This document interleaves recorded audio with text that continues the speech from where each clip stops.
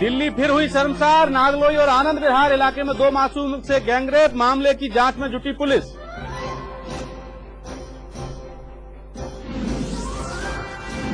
दिल्ली में बढ़ रहे आपराधिक मामलों पर राजनीति हुई तेज। दिल्ली के सीएम केजरीवाल ने पूछा, आखिर क्या कर रहे हैं पीएम और एलजी।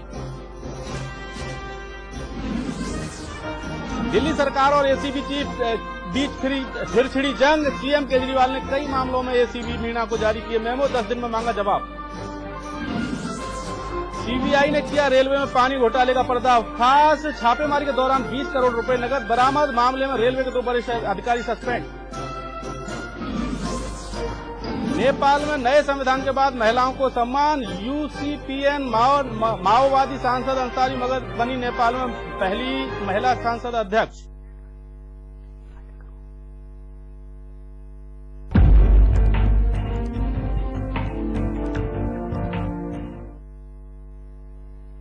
नमस्कार, मैं हूं हीरेंद्र राठौड़ और ए टू जेड न्यूज की खास पेशकश मार्केट पल्स में आपका स्वागत है।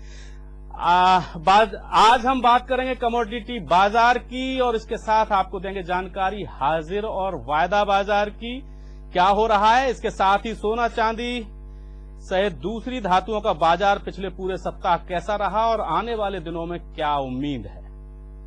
इसके साथ ही बात करेंगे शेयर बाजार की उठापटक की। आखिर किस सेक्टर के शेयर बढ़त की ओर दिखे और कौन सा सेक्टर शेयर्स के मामले में कमजोर साबित हुआ। और इस पूरे कार्यक्रम में हमारे साथ बातचीत के लिए मौजूद रहेंगे मार्केट एक्सपर्ट लक्ष्य अरोड़ा।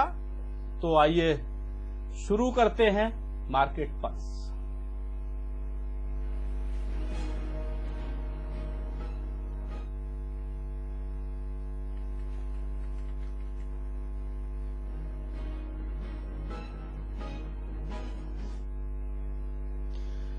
और हमारी आज की खास पेशकश मार्केट पल्स यानी कि बात कर रहे हैं अगर सोना चांदी बाजार की, तो वायदा बाजार में सोने चांदी का कारोबार शुक्रवार को मामूली गिरावट के साथ बंद हुआ। सोने के 4 दिसंबर के वायदा भाव 27,150 रुपए प्रति 10 ग्राम पर बंद हुए। वहीं चांदी 4 दिसंबर का वायदा 37,387 रुपए प्रति किलो पर बंद हुआ। माना जा रहा है कि अमेरिकी महंगाई दर के आंकड़े आने के बाद डॉलर में तेजी आई है और इसकी वजह से सोना और चांदी में गिरावट देखने को मिल रही है। अंतर्राष्ट्रीय बाजार में सोना दशमलव यानी कि 0.70% गिरा है और इसके दाम $1180 पर आ गए हैं। इसके साथ साथ चांदी में $16 की गिरावट देखने को मिली है। वहीं पूरे सप्ताह की बात करें तो सोना अगस्त के वायदा 109 रुपए चढ़कर बंद हुए। हाजिर बाजार में शनिवार को सोना 27,150 रुपए प्रति 10 ग्राम और चांदी 37,386 रुपए प्रति किलो पर बंद हुई। और इसी पर लक्ष्य आपसे जानना चाहें कि जिस तरीके का माहौल फिलहाल बाजार में देखने को मिल रहा है और आपसे जानना चाहेंगे कि जिस तरीके का माहौल बाजार में देखने को मिल रहा है, सोना और चांदी के दामों में हल्की फुल्की बढ़त देखने को मिल रही थी, लेकिन अब गिरावट की ओर फिर से एक रुख देखने को मिला है। तो क्या कहेंगे, क्या कारण हो सकता है?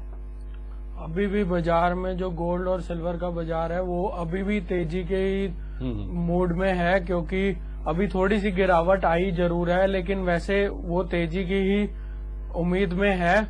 और उम्मीद है कि दिवाली तक वो 29,000 के आसपास छू देगा और अभी मौका है कि गोल्ड सिल्वर में बाइंग कर सकते हैं हम। यानी कि लोगों को अगर गोल्ड या चांदी, सोना और चांदी में अगर निवेश करना है तो ये अच्छा मौका माना जा रहा है। हमारे मार्केट एक्सपर्ट और शेयर एक्सपर्ट लक्ष्य अरोड़ा का ये कहना है। फिलहाल अगर हम दूसरे सेक्टर की ओर चलें और बात करें नेचुरल गैस में, तो 1.38% एल्यूमिनियम में, 0.55%, जिंक में 1.07% और कॉपर में 0.91% की गिरावट दर्ज की गई है। निकेल और लेड के वायदा सौदों में हल्की सी बढ़त देखने को मिली है। पूरे सप्ताह की बात करें तो सबसे ज्यादा चढ़ने वाली धातुओं में जनवरी के सौदों में जिंक 11 रुपए 45 पैसे चढ़ी है, लेड 11 रुपए 20 पैसे चढ़ा है पूरे सप्ताह में, और लेड मिनी की बात करें तो 7 रुपए 30 पैसे पूरे सप्ताह में चढ़कर बंद हुआ है। कच्चे तेल के वायदा में खासी उठापटक देखने को मिली और इसके बाद इसका बाजार शुक्रवार को मजबूती के साथ बंद हुआ। कच्चे तेल का 19 अक्टूबर का वायदा 2 रुपए 31 पैसे बढ़कर 3055 रुपए पर बंद हुआ है। लक्ष्य हम आपसे जानना चाहेंगे कि क्रूड ऑयल में भी काफी अब चढ़त यानी बढ़त के जो संकेत हैं वो मिलने लगे हैं। अगर पिछले ही सप्ताह की बात करें तो इसके वायदा में भी काफी बढ़त देखने को मिल रही है। क्या माना जाए, क्रूड ऑयल के जो अंतर्राष्ट्रीय बाजार हैं बढ़ने शुरू हो गए हैं? पिछले हफ्ते तो क्रूड बढ़ा था, लेकिन इस हफ्ते जो क्रूड है वो फिर दोबारा उसी पोजीशन पे आ गया है जहां से वो बढ़त हुई थी। लेकिन जो फ्राइडे को थोड़ी सी बढ़त देखने को मिली है, करीब 80 पॉइंट की, और अभी भी क्रूड जो है अभी स्ट्रांग नहीं है। अगर वो 3300 क्रॉस नहीं करता, अगर वो 3300 क्रॉस कर देता है तो उसकी अंदर बहुत अच्छी उछाल देखने को मिल सकता है।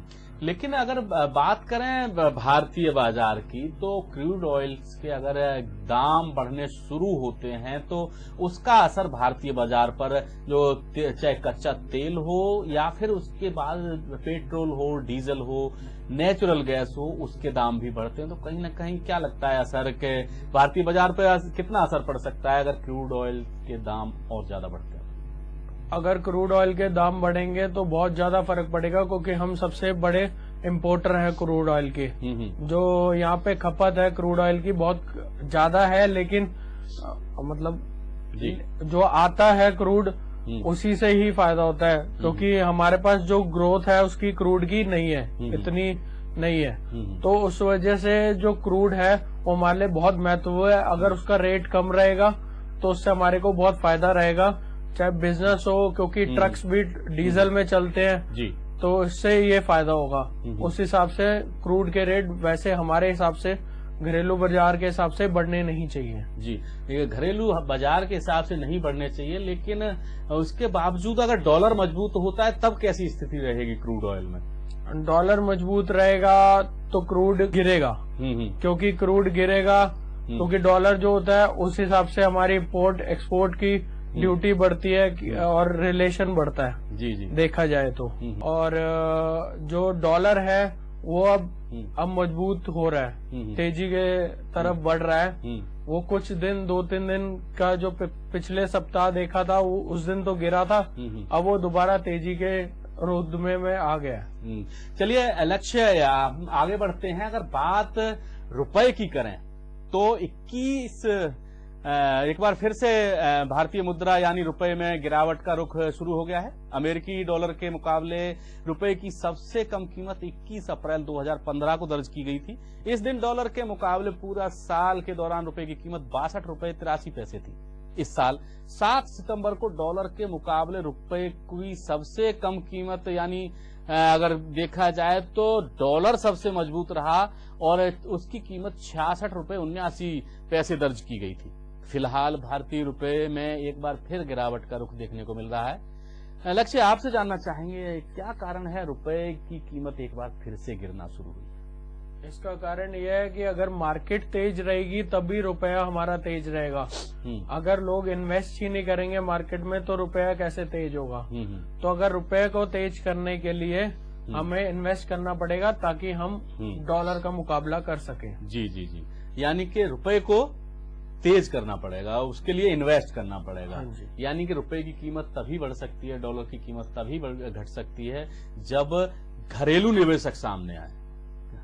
शायद हमारे मार्केट एक्सपर्ट यही कहना चाह रहे हैं। और एक बार फिर से बात दालों की भी करना चाहेंगे कि बात दालों की करें तो आने वाले दिनों में दालों के दामों में कुछ गिरावट देखने को मिल सकती है, लेकिन फिलहाल दलहन बाजार में बढ़त का रुख बना हुआ है। हालांकि सरकार द्वारा दालों का आयात करने के बाद दामों के तेजी से बढ़ोतरी पर लगाम लगी है। सरकार ने पिछले साल करीब 45 लाख टन दलहनों का आयात किया था। चालू वर्ष में करीब 41 लाख टन दालों का आयात किया जाना है। भारत में दालों की सालाना खपत करीब 220 से 230 लाख टन है, जबकि 2014-15 में कमजोर मानसून की वजह से देश में दालों का उत्पादन करीब 173.8 लाख टन रहा था और इससे पहले के साल में भी करीब 192.5 लाख टन रहा था, यानी खपत से कुछ कम रहा। सरकार की ओर से कहा गया है कि आने वाले साल में सरकार की ओर से 40,000 लाख टन दलहनों को खरीद करके इसका बफर स्टॉक बनाया जाएगा ताकि आने वाले वर्षों में दालों के बढ़ते दामों पर रोक लगाई जा सके। यानी सीधे तौर पर कहा जा सकता है कि जो स्थिति फिलहाल भारत में नजर आ रही है वो अगले साल ना आए। लक्ष्य, जिस तरीके से दालों की बात है और लोग परेशान हैं, दालों के दाम लगातार बढ़ रहे हैं। तुअर की बात करें, अरहर की बात करें तो इनमें बहुत ज्यादा बढ़त देखने को मिली है। माना यह जा रहा है, मार्केट एक्सपर्ट की बात करें तो उनका कहना है कि अरहर की दाल का स्टॉक केवल मध्य प्रदेश में रह गया है, बाकी जो और राज्य हैं वहां करीब करीब खत्म हो गया और खपत जितनी है, मांग जितनी है उसके मुताबिक नहीं है। आप क्या कहें?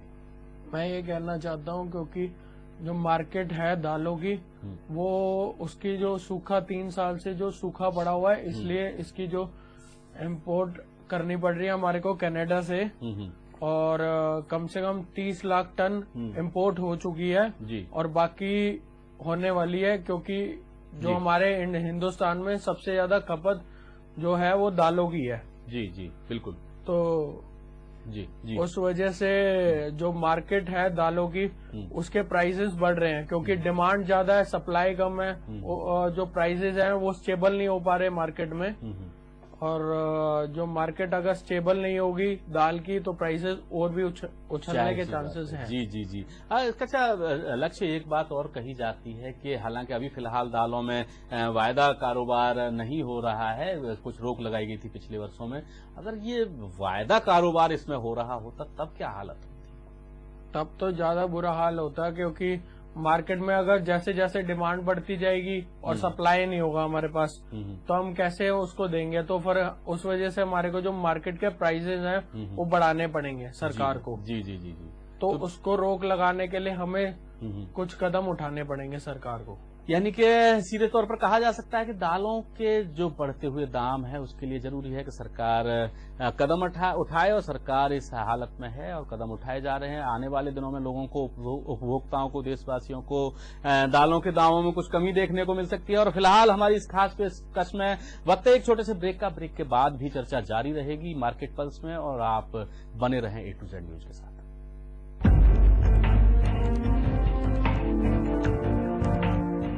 ब्रेक के बाद आपका फिर से स्वागत है और आप देख रहे हैं A to Z न्यूज की खास पेशकश मार्केट पल्स। बात करें शेयर बाजार की तो पिछले सप्ताह में सेंसेक्स और निफ्टी का हाल हल्की फुल्की उठापटक बना रहा। विभिन्न शेयर्स के दामों में पूरे सप्ताह लगभग ठहराव देखने को मिला। इंटरडे यानी कि रोजाना की खरीद फरोख्त में कभी फायदा तो कभी लोगों को घाटा उठाना पड़ा। पूरे सप्ताह निफ्टी अपनी चाल से चलता रहा और यह शुक्रवार 8,238.15 के स्तर पर बंद हुआ और सेंसेक्स 27,214 के अंक पर बंद हुआ। हालांकि स्टील और ऑटोमोबाइल सेक्टर में पूरे सप्ताह ज्यादा मजबूती देखने को मिली। जानते हैं कि शेयर बाजार में पूरे सप्ताह क्या उतार चढ़ाव रहे। लक्ष्य, हम आपसे जानना चाहेंगे कि जो पिछला पूरा सप्ताह गुजरा है उसमें जो शेयर बाजार का हाल रहा वो कैसा रहा? पिछले हफ्ते जो भी देखा जाए सारा मार्केट वो रेंज बाउंड रहा जी। मतलब 2 दिन ऊपर 2 दिन नीचे, तो ज्यादा उठक पटक हुई नहीं। तो अगर देखा जाए, जैसे मंडे की बात करते हैं तो बाजार 90 पॉइंट सुबह खुल के 90 पॉइंट गिर गया।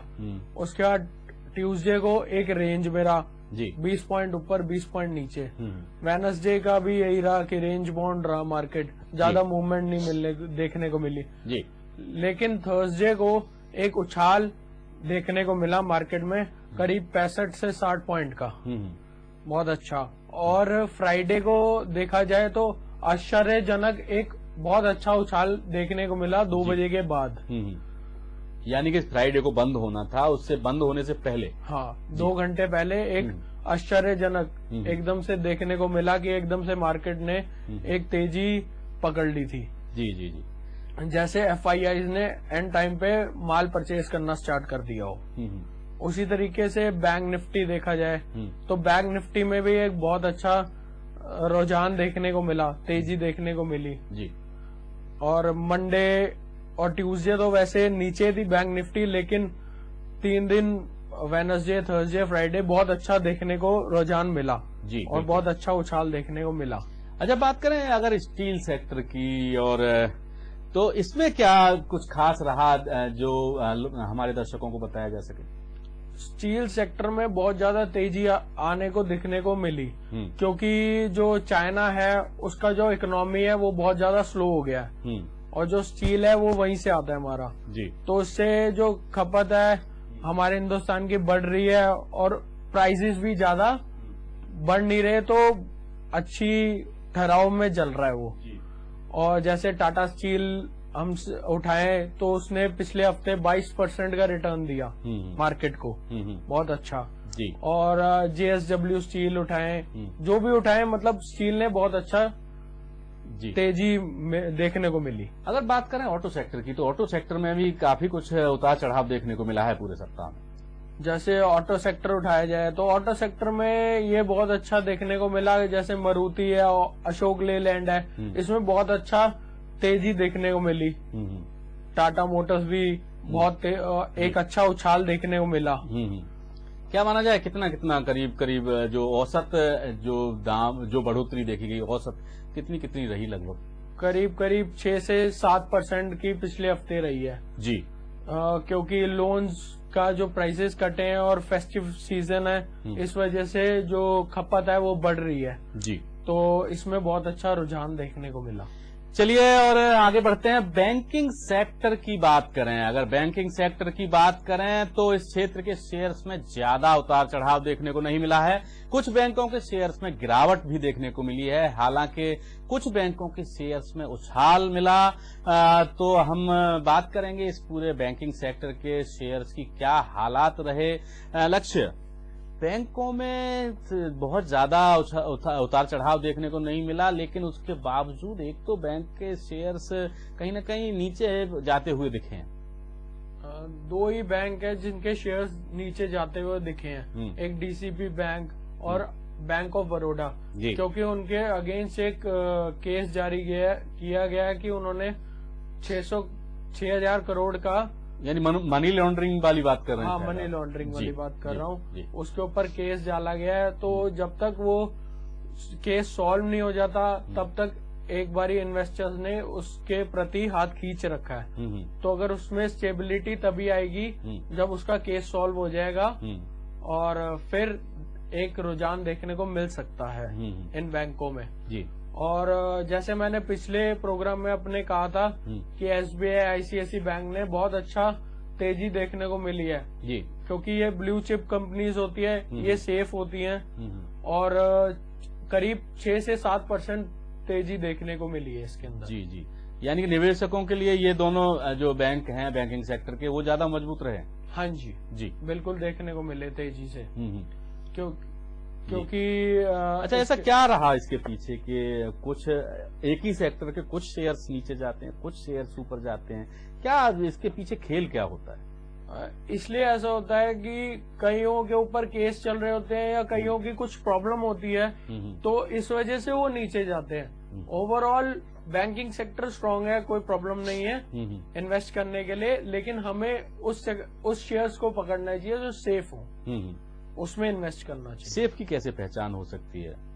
सेफ की ये पहचान होती है, आप देख सकते हैं कि प्राइवेट बैंक्स या फिर जो पब्लिक बैंक्स होते हैं उनके जो मेन बैंकिंग होते हैं, जैसे प्राइवेट बैंक का ICICI, HDFC बैंक्स पकड़ लो जी, और पब्लिक बैंक का आप PNB या फिर SBI पकड़ लो, तो उसमें तेजी देखने को मिल सकती है। अगर मार्केट गिरती भी है तो भी वो सेफ जोन में रहते हैं मार्केट के। जी, चलिए इस प्रोग्राम को और आगे बढ़ाते हैं। और इस सप्ताह कई कंपनियों के चालू वित्त वर्ष की दूसरी तिमाही के कारोबार के रिजल्ट भी आए हैं। इसका असर भी सीधे इन कंपनियों के शेयर्स पर पड़ा है। इस मामले में IT सेक्टर ने लोगों का ध्यान ज्यादा खींचा है, हालांकि इस सेक्टर की कंपनियों के शेयर्स में गिरावट का रुख भी देखने को मिला है। वहीं दूसरे सेक्टर्स की कुछ कंपनियों के शेयर्स भी आश्चर्यजनक उछाल देखने को मिला। और फिलहाल हमारी आज की इस पेशकश में बस इतना ही। आप देश विदेश की खबरों के लिए जुड़े रहिए A to Z न्यूज के साथ। मुझे दीजिए इजाजत। नमस्कार।